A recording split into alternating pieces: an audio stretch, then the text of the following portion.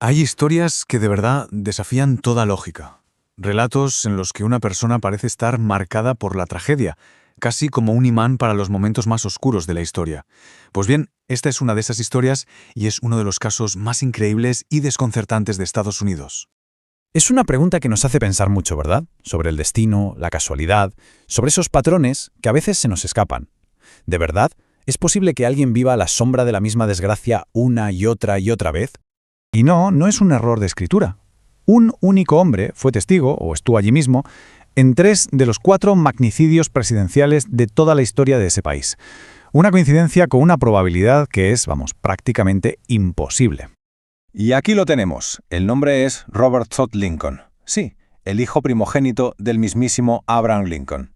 Su vida, que ya de por sí iba a ser notable, acabó inexplicablemente ligada a la violencia política de su época, de una forma que quita el aliento. Para entender esta increíble cadena de sucesos tenemos que empezar por el principio, claro, por la tragedia que definió su vida para siempre.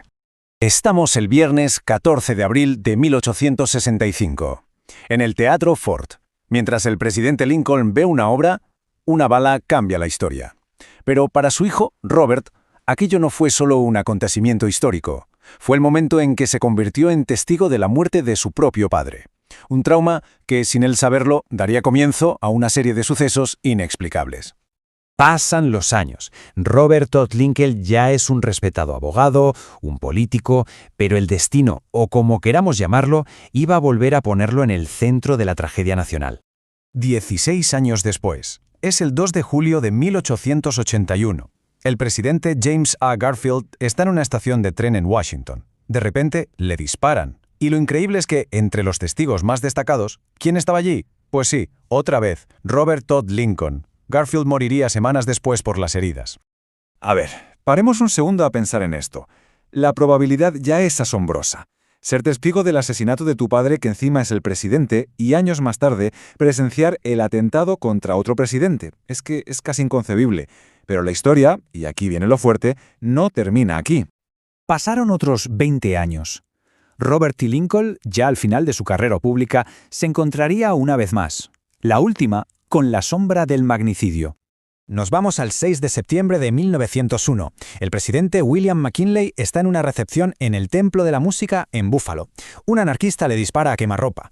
Y sí, ya se lo imaginan, entre los que estaban más cerca del suceso se encontraba, una vez más, Robert Todd Lincoln. McKinley agonizó durante días, y sus últimas palabras, marcharme como Lincoln, crean un eco escalofriante, ¿no creen? Conectan directamente este tercer atentado con la tragedia original de Robert. Es como si la sombra de su padre le persiguiera a él y, de paso, a toda la nación. Así que tenemos 3 magnicidios, un testigo. Pero si miramos un poco más de cerca, los patrones que empiezan a surgir hacen que esta historia sea todavía más desconcertante. El número clave es este: 3. 3 presidentes asesinados. Y en el epicentro de cada una de estas tragedias, la misma persona, el hijo del primero de ellos. Pero es que la conexión va más allá de la mera presencia de Robert. Fijémonos en los asesinos. No hablamos de estrategas políticos ni de grandes conspiradores. John Wilkes Booth era un actor venido a menos. Charles J. Guiteau, un abogado sin casos. Y Leon Czolgosz, un anarquista solitario.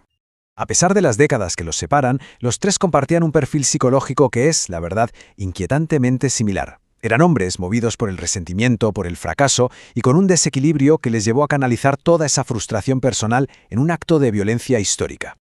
Y aún hay más. Aparte de la presencia de Robert Lincoln, que es lo central, claro, fijémonos en el calendario.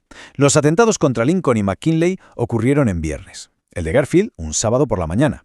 Son pequeños detalles, sí, pero que sumados van tejiendo una red de coincidencias que parece casi sobrenatural. Y todo esto nos devuelve a la pregunta del principio. ¿Fue Robert Todd Lincoln simplemente el hombre con la peor suerte de la historia? ¿O hay algo más en juego? Una sombra proyectada por la muerte de su padre, que de alguna manera nunca dejó de seguirle. La historia no nos da respuestas, solo nos deja con el peso de esta increíble y trágica conexión.